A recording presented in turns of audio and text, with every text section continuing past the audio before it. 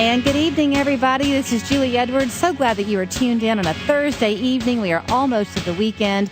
You're going to have a very educational hour ahead. We are talking with Dr. Jeff Mullins from CHI Memorial Chattanooga Urology Associates. And with him in the studio with me tonight, Michele Boaz, who is with physical therapists. You are a PhD, right, in physical therapy? Yes, I have a doctorate. Do I have that correct? Yes. Okay. We're going to talk about how physical therapy over the course of the hour can be utilized to treat different urological conditions. So first, welcome both of you to the show.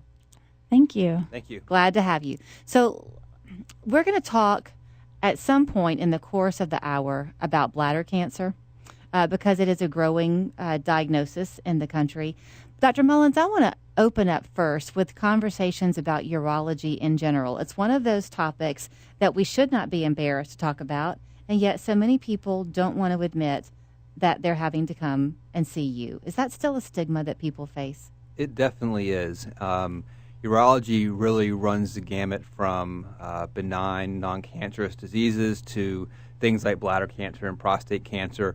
And a lot of people are embarrassed to openly discuss their problems, like seeing blood in the urine or other issues. And the reality is, the sooner you get seen for these issues, the easier it is to fix them and to help somebody. So if you have any problem, especially if you see blood in your urine, it's very important to get checked out right away. Are they indicators of other problems? As your urinary tract, essentially, it interplays with other parts of your body, right? Yeah, well, if you have blood coming in out of your urine, it has to be coming from somewhere that's an abnormal state, so we have to figure out what it is. The majority of the time, it's actually nothing too bad. It just requires a little bit of investigation and some reassurance, but sometimes it's things we actually need to know about. If you have a blockage of urine coming out of your body, that can be problematic too and can lead to other problems. So it's best to not ignore what your body's telling you and to get it checked out by a professional. It affects rather men and women equally, or does one tend to be more prone than another? Well, urologic conditions affect both sexes equally. However, certain urologic problems are more common in men, such as bladder cancer, and some are more common in women. But I see probably 50-50 men and women in my clinic. Okay, so let's just jump in. You mentioned the two words. Let's talk about bladder cancer. It's not something that you hear often. What is the rate of diagnosis? So there's about 81,000 new cases of bladder cancer in the United States per year. It's about 4 to 5 times more common in men, and the vast majority of cases are diagnosed via blood in the urine. And that's why it's very important to get checked out for that condition. People are often scared to be evaluated for bladder cancer because in some cases that leads to other invasive treatments. However, the majority of bladder cancers can be managed with outpatient procedures and medicine in the bladder. So is it the type of cancer that does not have to be found at a late stage? Can it be detected relatively early? It can.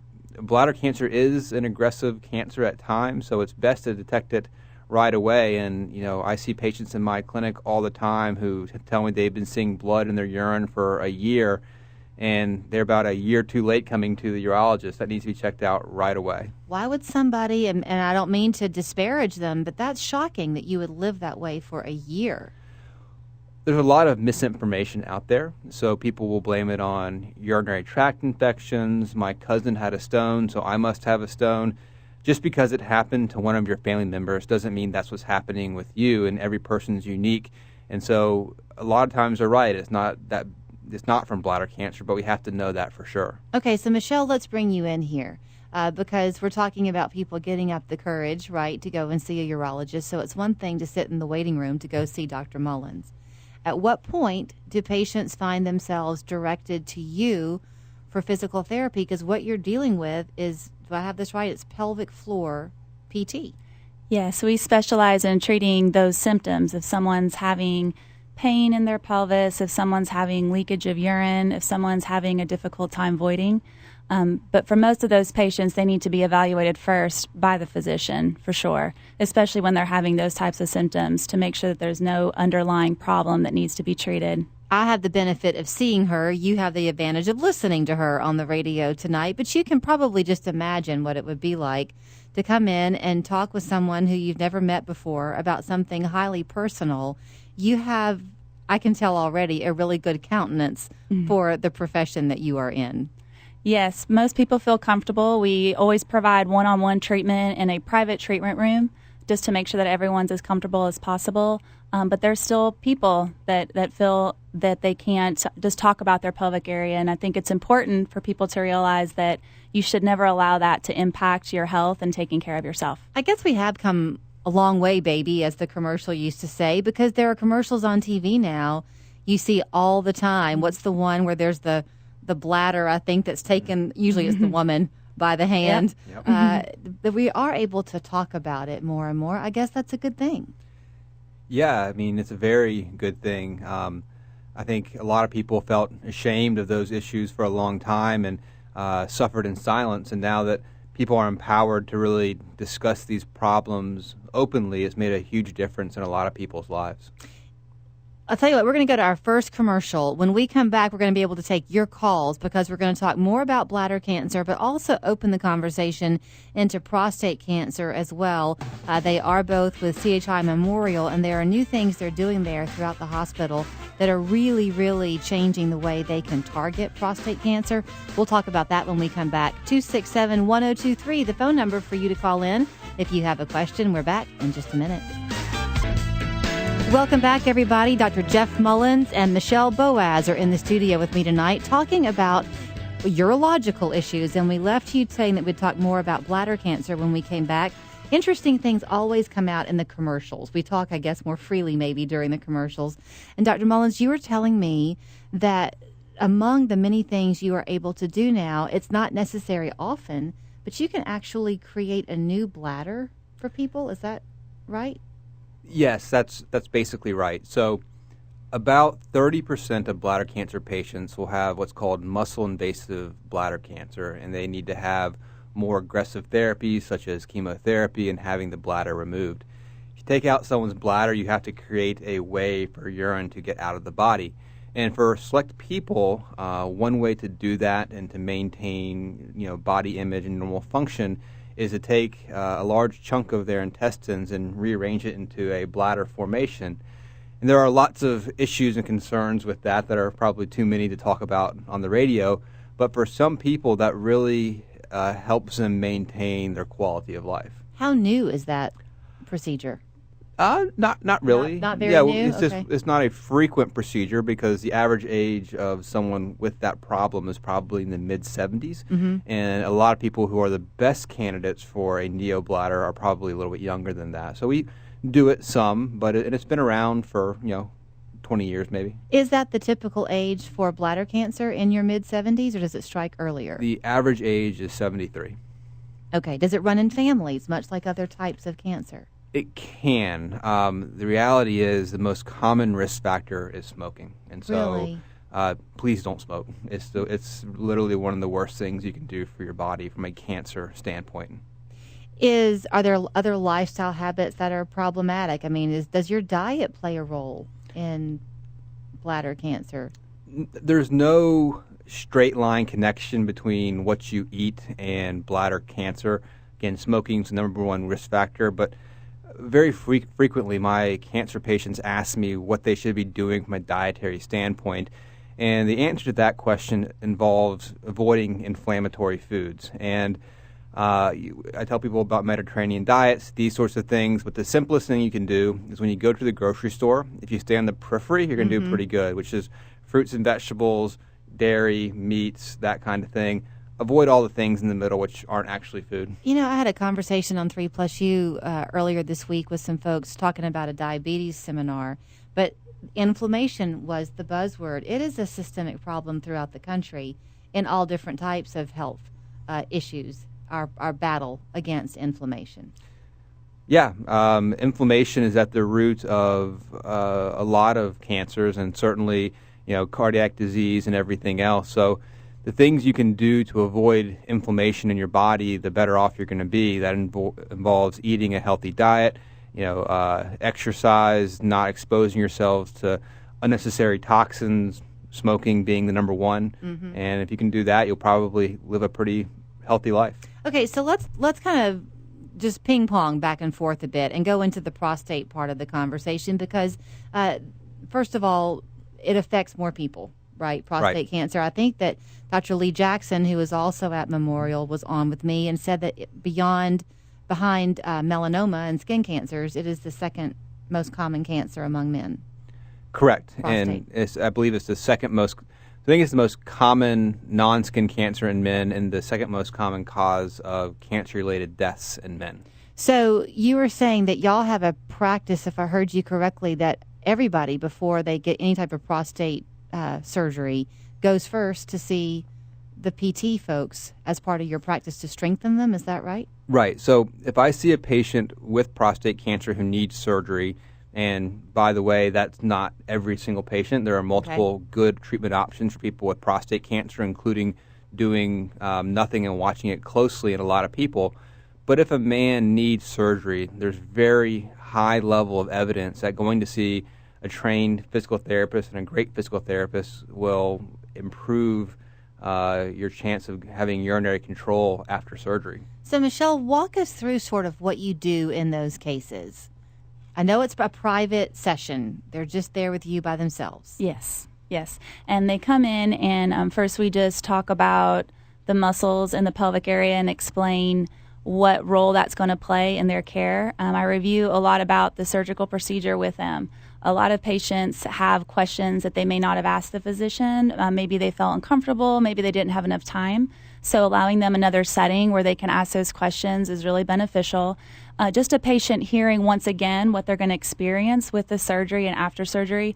Most people don't have a problem experiencing symptoms that they know exactly what's supposed to happen and they know what to expect afterwards. So we just reinforce that and then just explain the different exercises and also just lifestyle modifications that Dr. Mullins has already mentioned that can help afterward. Liquids, watching what they're drinking, making sure they're having a healthy diet, making sure they're exercising appropriately, making sure they're managing their GI system, just making sure everything's working optimally. And they come to see you, I guess it's case dependent maybe, but roughly how many times before they have a surgery? Most patients I'm able just to see one time before surgery, and then we see them after if they're continuing to have a problem. Most patients after prostate surgery do really well. They do experience some urinary leakage afterward, but that resolves as long as they're being compliant and doing everything they're supposed to do. So hopefully I never see anyone again. That's what I usually tell them. Is the awareness of your specialty long-standing, or is this still fairly new? I think it's fairly new. I've been practicing for 12 years here, and I was only the second therapist in the entire city of Chattanooga. We do have some more therapists now, but it's just a newer field. And even physicians have not heard that that's an option before. I have a number of patients who have used the specific words, "Why did my physician never send me to you before?" And I have to tell them they probably just didn't know that this service was available. So Memorial has tried to put the word out to people directly. I think everyone should be an advocate for their own care. And if that's an option that could benefit, they should be able to approach that with their physician. Because it is important, because a lot of physicians aren't aware. Well, you actually were part of the practice before Dr. Mullins. You've been here, Dr. Mullins, for 3 years. Right. How long have you been, Michele? 12 years. For 12. Yes. So, but one thing I think a lot of people know about the Memorial name is the team approach that the hospital as a whole has, well, to all patients, but specifically oncology. So breast cancer is quite known. You're nodding your head very quickly. The same applies in your department, right, Dr. Mullins? Yes, I think the best cancer care is given via a team. I think the days of there only being one doctor and then whatever he says or she says goes and that's it and there's no one else involved are over. And so I try to involve as many people as needed to make sure the patient has all their needs met and has a good experience. So all my prostate cancer patients go and see Michele. I have a nurse navigator who follows all my cancer patients, walking them through the process.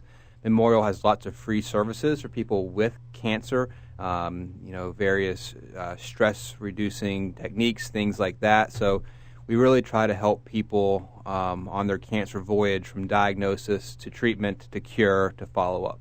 When you're talking, we'll go back to the bladder cancer part of the conversation for a minute. How is that diagnosed? You said that some people worry a bit about it being invasive. How do you make the diagnosis? So we usually will see a tumor either on imaging or when we look in the bladder in the office. After that, you have to go in for a short outpatient procedure, basically scrape the tumor off the lining of the bladder, and the pathologist looks at it. And based upon their inspection under the microscope, we can know what the next steps are. And it can be anything as small as just surveillance to as aggressive as needing chemotherapy and possibly surgery with the urinary diversion. Is Michele and her team part of that team approach? Yes. So usually after diagnosis, but bladder cancer patients, again, often are in their 70s, long smoking history, often have some medical comorbidities, and need help in gaining strength to adequately fight their disease. And a lot of people aren't able to just do that on their own, and Michele and her team are invaluable in helping them get the strength to have to fight the cancer.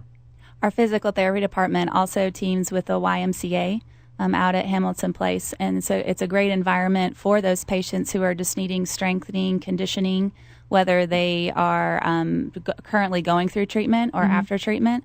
A lot of patients that have been diagnosed with cancer are nervous about exercise. They don't want to hurt themselves. They don't want to do something that they're not supposed to be doing. So physical therapy is a great option to have someone that is trained to help them guide them through that process. And since we team with the Y, we're able to use their facilities and teach patients how they can continue that on their own. And it's a great experience seeing someone that you've treated, then a year later, seeing them come into the YMCA and continuing that healthy exercise program. That's right, because isn't your office out there actually in the Hamilton Y? Yes, we are physically inside. Mm-hmm. So there's no excuse to say, well, I don't have time to go, because they're right there in front of you, and there's the treadmill. And they even waive the joining fee after you've been a patient. Do they really don't have an excuse. And the American Cancer Society really reinforces the idea of exercise following cancer treatment. They recommend 150 minutes a week. That's a lot. That is a lot. With 2 days being strength training. And again, so many patients just they don't really know where to start, especially with strength training. They don't know how to use their weights, what weights to start with. Mm-hmm. So that problem is solved with that partnership. And that's such a smart partnership too, because, and I'm sure y'all both see this all the time in your different practices, but that once you have the cancer diagnosis, of course, step one is getting rid of it. But then there's all the emotional concerns that follow, and depression is a key part of that, I would imagine. And if you're exercising, that just helps ward that off a little bit. Yes, absolutely. Exercise helps pretty much everything. So, yes. So I want to ask you this, and then we'll go into our commercial again. But at Memorial, we mentioned, I think, if not on the air, we were talking about him during the break, Dr. Lee Jackson, who is a robotic oncologist, right? Prostate surgeon there at Memorial. And he was talking with me about a new way of screening for prostate cancer using MRI. It's much more specific. You were elaborating on that with me. Will you explain it a little bit? Right. So the backstory here is PSA is a blood test is how we screen for prostate cancer. Unfortunately, that blood test is a very bad test for screening for prostate cancer and leads to detection of lots of cancers which don't need treatment and lots of unnecessary biopsies. In fact, if a man has an elevated PSA and has a biopsy, the chance of it being positive is only about 30 to 40%, and a lot of those tumors we didn't need to find. So now there is a high level of evidence in the highest journal in the country that doing an MRI up front will help us focus on catching the cancers that matter and doing less biopsies. So after an MRI, if it's suspicious for cancer, we have to do a biopsy. So we have this new technology, and it's called a fusion biopsy, and the software we use is something called UroNav. And what we do is we're able to fuse the MRI images, which are very good at seeing cancer, and the ultrasound images, which are very good at moving the needle into the right spot. We can create a map and then target the lesion very precisely. That's necessary because if you put a metal needle in a magnet, that's going to lead to some bad outcomes. And so by doing that, we can target the lesions, we can biopsy the rest of the prostate. So when a man comes out of that procedure, he has maximum information to make a choice about surveillance, radiation, or surgery if he does in fact have cancer. And that's also so important because if I heard Dr. Jackson correctly, and you elaborate here too, prostate cancer is not something that you want to, often when it's diagnosed, it can be late stage. Is that correct? So the problem with that is there was some, I guess, bad information about PSA screening and some recommendations even by the U.S. government that were probably not well thought out. And so PSA screening actually went away for a little while, and men were starting to present later and later. That trend has turned around, and in most men who have PSA detected prostate cancer, they're very, very curable. We just have to get them in, test their blood, and make sure they're okay.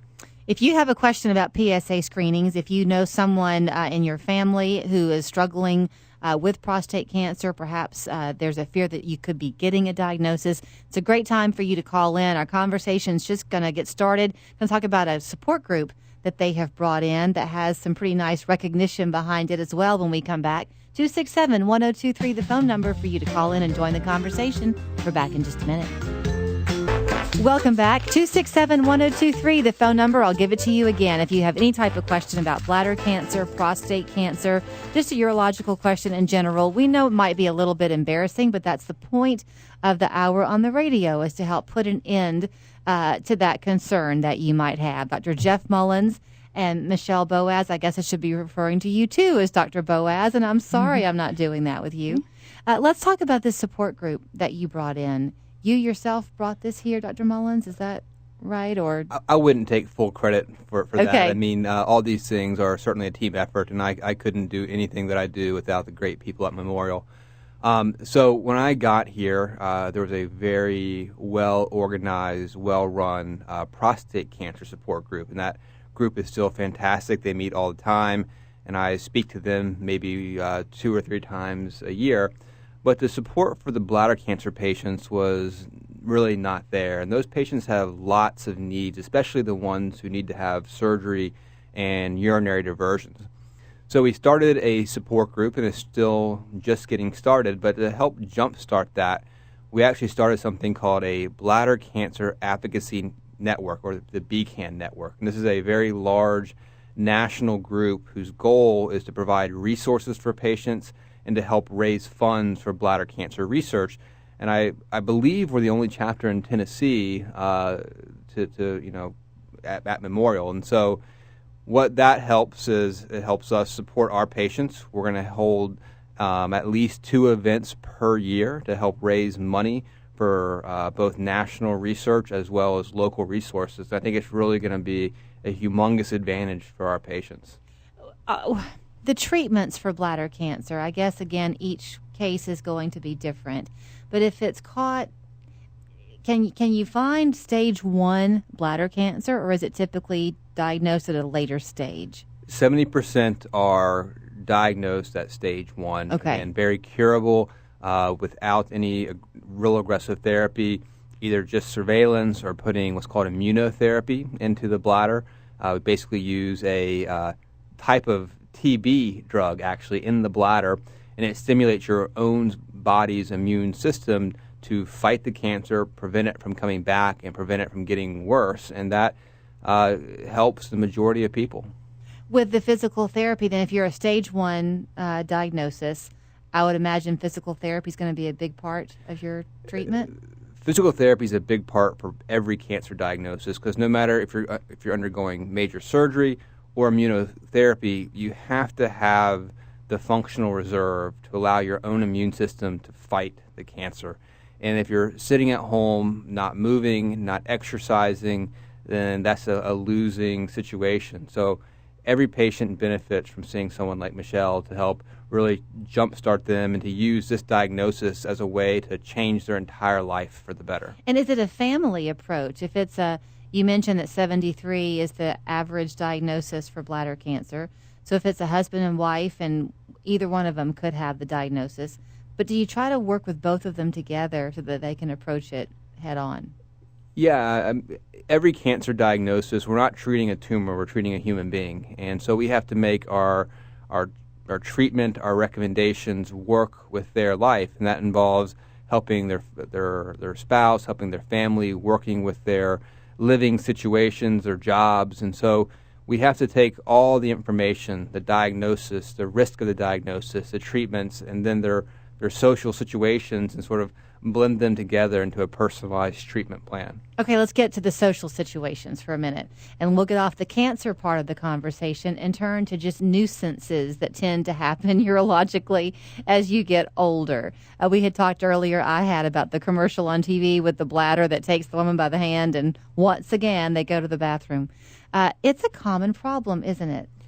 Yeah, so what we call lower urinary tract symptoms are a very, very common urologic problem, and it can be anything from a obstructing problem to an overactivity problem to a leakage problem, and some of these problems require medicine, some require surgery, and a lot require physical therapy. So if people can just come to you, Michele, and go through a few sessions and then do whatever you tell them to do at home, since I picked up on the social setting that Dr. Mullins was talking about, they can get their life back. You kind of give it up a little bit, don't you, when this is a problem? Oh, yes. Until you experience a symptom like urinary incontinence, I don't think a lot of people realize how it impacts them.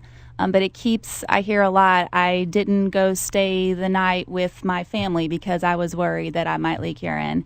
I'm afraid to go to church and sit through a whole service because I might have to get up and go to the bathroom. I'm not sure if that's okay. So it really starts to impact patients' lives. And a lot of them don't know that there's easy conservative treatment options that are available. Some people think I am just supposed to have surgery and that's the only thing that can help. And oftentimes surgery is not the answer. So it's really helpful that they know all of the different options that urology and physical therapy can offer so that they pursue those. Is it an old problem that we just now are comfortable talking about, or has it gotten more pronounced? This problem has been around for forever, and I think a lot of social stigmas that our society has built around are falling, and I think people are more comfortable and more empowered to talk about these things publicly like we're doing now, and also to talk to their doctors about these issues. And Michele said it best, urinary incontinence is a completely isolating condition, and if you help someone who has that problem regain their life, there's not a more grateful patient out there. Does it impact men and women, or is it more of a female problem? Well, it depends what you're talking about, but I think problems with getting urine out your body affect both people or both sexes. Just what's the cause of the issue is different among men and women. Is it mostly a muscle issue, though, or is it a biological defect? So I tell all my patients I'm basically a human plumber, and Okay. so especially in men, a lot of times getting the urine from the bladder out of the body, there can be blockage issues. Prostate is the typical culprit there, and there's things we can do medically, surgically, minor office procedures that help totally fix that problem. In women, a lot of times it can be more of a sort of dysfunction of how the bladder and the nerves interact, or the outlet to their bladder has been changed by age and by childbirth. And actually, especially in women, both those conditions can be drastically impacted by physical therapy. Do you remember in medical school when you decided you wanted to go into urology? Yeah. I always wanted to do a surgical subspecialty, and you kind of rotate through all these rotations, and eventually you find something that you like, and a group of doctors that kind of have like personalities, and you just sort of fit in. Yeah. So. Some doctors who I'll talk to say I wanted to do whatever their field is because I can actually fix a problem. They enjoy the fix. You're smiling. Yes, because I had just heard a presentation and decided to do a rotation as a student in urology, gynecology, and the thing that fascinated me the most was that this therapist was able to help these patients, and these patients thought that there was nothing that can help them. If someone has a knee problem or a shoulder problem, they expect to go to a physician and a physical therapist and get better. But for these problems, a lot of women and men feel like there's nothing that can be done, and this is just something they're going to have to live with. So when you're allowed to be able to work with those people and see a change, it's really, really amazing. And to that end, do you hear common conversations in your office, especially maybe in the physical therapy part of it, of, I don't know why it took me so long to find you? All of the time, yes. Is there a typical wait that people have? Do they suffer for 2 years on average before finding The last you, statistics or? I had read, it was about 7-8 years of experiencing leakage of urine before a diagnosis is finally reached. And maybe it's just that mental thing that at some point you just kind of shrug your shoulders and say, oh, well, there's nothing I can do. People assume a lot, and so they assume that these things that they're suffering with are purely a function of age. But you don't have to suffer as you get older. You can still enjoy your life. And so it's information I don't think ever hurt anybody. So making an appointment, talking to the doctors, figuring out what your options are is just being informed about your own body, and that can help you make good decisions to help maximize the quality of your life. When we come back, we'll give you some phone numbers that you can call, not only for their respective offices, but also for a support group that's here in town. So stick around, more of our conversation when we come back from this commercial. I want to switch gears for something totally different than we have talked about tonight, but you hinted at it earlier, and you mentioned symptoms that people may sometimes mistake blood in their urine for, and you said some people will say, my sister had a stone, therefore maybe I'm having a stone. How do you ward off of kidney stones? So, in general, the best recommendation to avoid kidney stones, drinking lots of water is number one. And people always ask me, how much water should I drink? And I say, well, it depends how much you weigh and how hot it is outside. So what you want to do is drink enough water, not anything else, water, that makes your urine look like water. If it's looking, yellow or, God forbid, like, Mountain Dew, that's not good. And so hydration is number one. General dietary recommendations for calcium stone formers, which is the most common kind of stone, is to eat a diet low in salts and salt-related products, relatively low protein diet, normal calcium, and a diet high in fruits and vegetables. So that Mediterranean diet would be your friend. And if you really want to be aggressive with it, put some lemon in your water. Really? Yep. So our tendency around here to love sweet tea, that's a real no-no. Yeah, well, tea oftentimes is a diuretic. In other words, you'll actually put out more fluid than you take in, which leads to dehydration, which is the enemy for stone formers. Do those tend to be a hereditary thing? Are some people just more prone to develop a stone? Stones can be hereditary. And people who form stones early on in life and then also who form them recurrently, we can actually do things to try and individualize and personalize someone's care. And so we can collect urine for 24 hours, study it, figure out what it is about that person's cellular makeup which makes them have stones. And lots of people, we can really tailor their dietary recommendations and even put them on medications to keep them out of the ER and, more importantly, out of the operating room. So, Michele, in your practice, and by the way, locations for you, I know you mentioned the Hamilton Y, but where else can people go to get the physical therapy? We have a location in Ottawa at the Ottawa Women's Center, and we also have a location in Hickson at Hickson Memorial Hospital. Okay. When people come to you, I'm sure they're coming to you for reasons even other than what we've discussed tonight. Have I left out some things? Yes, I treat patients with a lot of abdominal pain, constipation, diarrhea, pain in the abdomen and pelvis from surgery. Maybe someone's had surgery and has scar tissue forming. Maybe they have some weakness in that area. Childbirth afterwards. I have a lot of women who have significant abdominal weakness. Their stomach muscles have even separated, and no one's ever pointed it out. No one's ever addressed that, so we can work on strengthening through that area. Pelvic pain, any pain basically between your ribs and your hips. And how would they know if they had that abdominal tearing? What are the signs of that? Most women can see a visible herniation in that area. They just think that that's a normal part of giving birth. Afterward, you have separation, you have loose skin, you have everything that seems to be coming out. But women should be able to create enough strength in that area that they can resume normal function without having any type of symptoms. And are they able to make their own appointment with you, or does a doctor have to refer them to you? Memorial Hospital prefers that they receive a prescription from a physician first, just to make sure that they don't have any underlying medical problems. Okay. The hour is getting close to being up, but John has called in with a question. So, hey, John, thanks for your call tonight. And what's your question? Hi. Well, I don't have a question, but, my children played sports with in high school, and when they did that, I told them that their favorite color is clear, especially with athletics. Oh, okay. So their favorite color, in other words, drink lots of water, like Dr. Mullins was saying. Yeah, their favorite color during their sporting event is clear. That's a good dad for you, John. Yep, that's absolutely right. It is good to go ahead and teach children that, because a lot of people who don't drink a whole lot of water never did, and so that's great to instill that in children. Thanks for calling in, John. Oh, you're welcome. Thank you so much. So, it is true, though, you were talking about depending on how hot it is outside, and how much you're exercising. Kids are about to head back to school now. In the next week or so, it's a little bit cooler right now, but it's going to spike up again. Football practice going on. You've got to make sure they're drinking not just the Powerade, but the water.